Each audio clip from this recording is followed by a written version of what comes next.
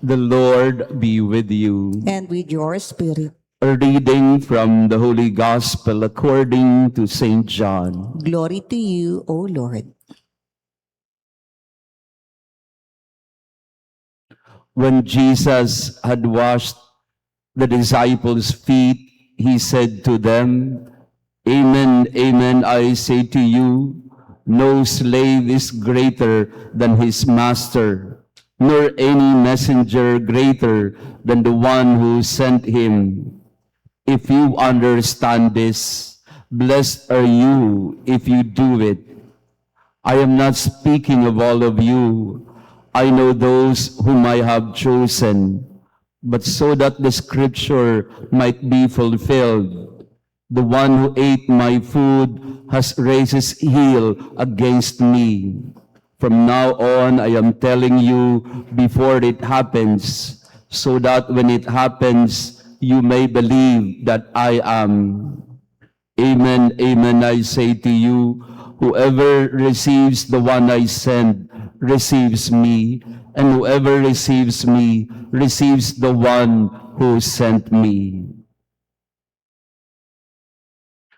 The Gospel of the Lord. Praise to you, Lord Jesus Christ. Please be seated. Praise be Jesus Christ. Now and forever. Magandang umaga mga kapatid. Pakibati din ng good morning. Happy Thursday morning ang ating mga kasama, and to our online parishioners also, thank you for praying with us today.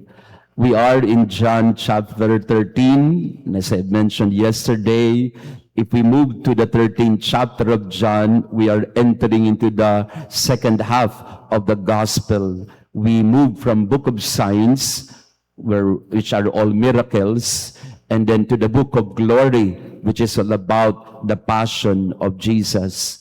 And here in our gospel today, Jesus has just washed the feet of his disciples. Katatapos lang ng washing of the feet, at ang sabi niya sa kanyang mga alagad, no slave is greater than his master, no messenger greater than the sender.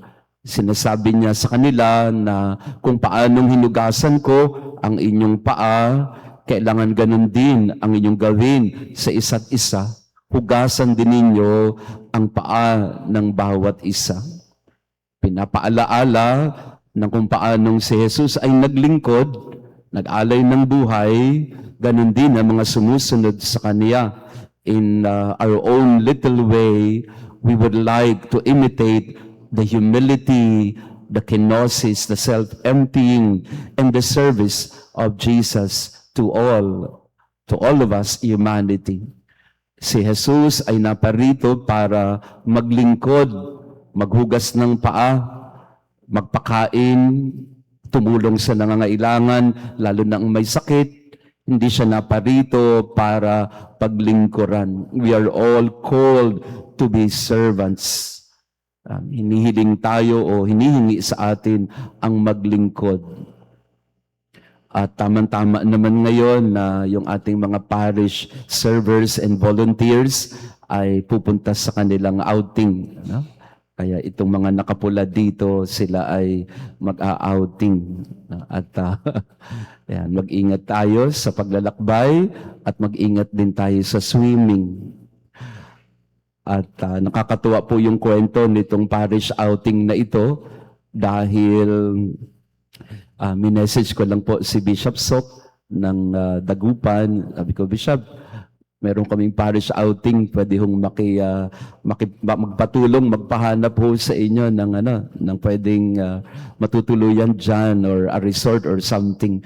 We just want to have a little something for our parish servers and volunteers.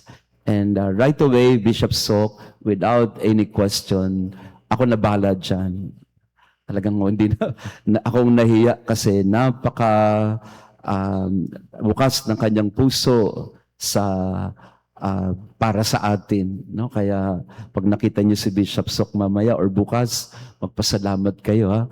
Kasi wala siyang hesitation na tayo ay kanyang tulungan, na hindi ko naman namalayan And of all time that we are to visit Dagupan, piyesta pala ng Dagupan ngayon.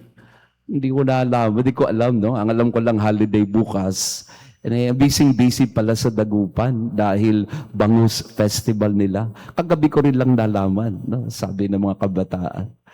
Kaya sabi ko, nako, ang laki ng perversion ng ginawa natin kay Bishop Sok Villegas, no, sa Dagupan. Busy na sa fiesta nila.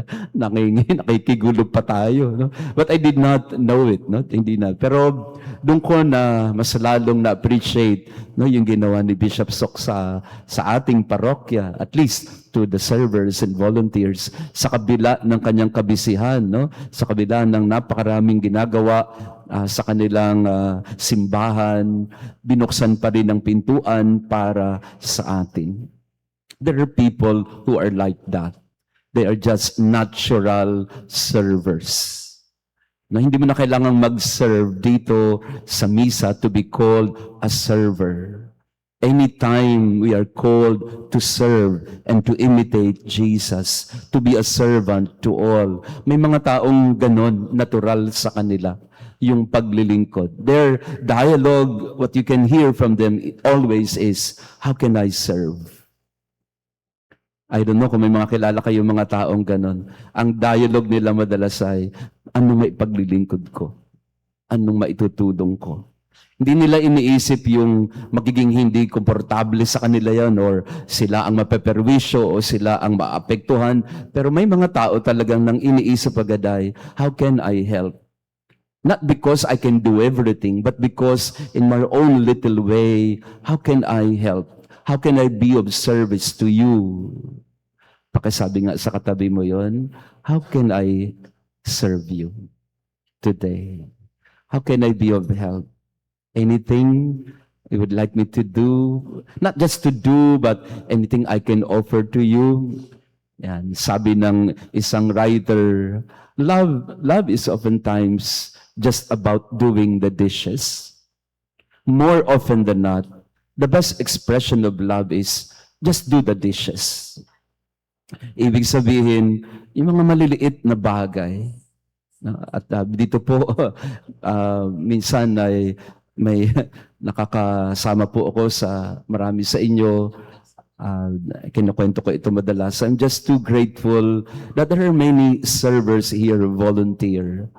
At minsan nga sobra-sobra pa dahil minsan pag kumakain ako kasama ninyo, at least in some meals, may mga tao na talagang likas na server. Bakit po?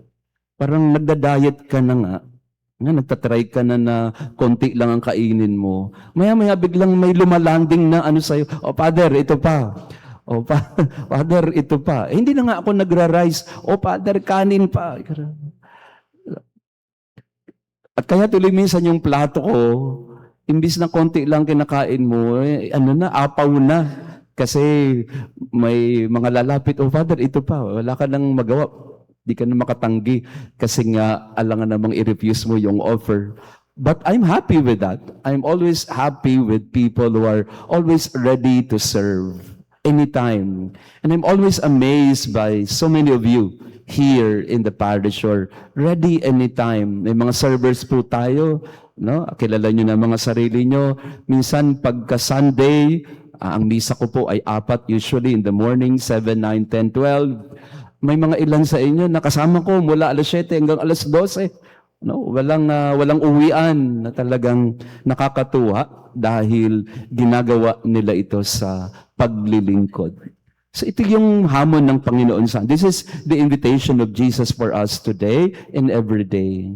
As I have washed your feet, so should you wash each other's feet. You cannot be above the master. You cannot be above the teacher. You cannot be above the one who sends you. He came to serve, and so are we. So should we.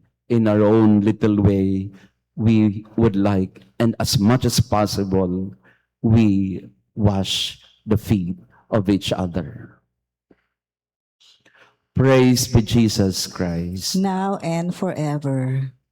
Almighty, ever-living God, who restored us to eternal life in the resurrection of Christ, increase in us, we pray, the fruits of this Paschal sacrament and pour into our hearts the strength of this saving food through Christ our Lord. Amen. Maraming salamat ulit sa inyong pagdalo sa ating misa. Thank you for coming. Especially may nakita ko mga taga-Supreme Court. Thank you that you are here. And after the Mass, we will have our healing prayer through the relics of the saints. Of course, with Sister Flora, who will also intercede for us, will also help us in praying for healing after the Mass. For the parish servers and volunteers, we will leave at around 8 o'clock in the morning.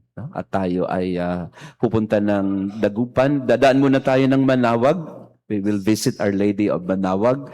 Magmimisa tayo doon, mixing misa lang. And then we will proceed to Dagupan at makikipiesta tayo sa Bangus Festival.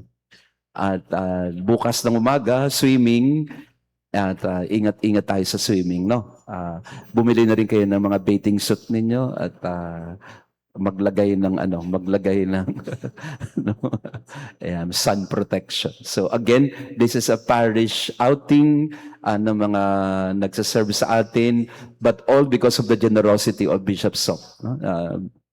Nakakahiya kasi talagang nililibre niya lahat yung pupuntahan natin. No? Kaya we have to say thank you to him. And there are really people like that, always ready to serve, no question asked. So we are grateful for the servers, every one of you who have been serving our parish. Whether you are from this place, Paco, or some other place, you are all very much welcome to serve and volunteer in the parish of Santa Maria Goretti.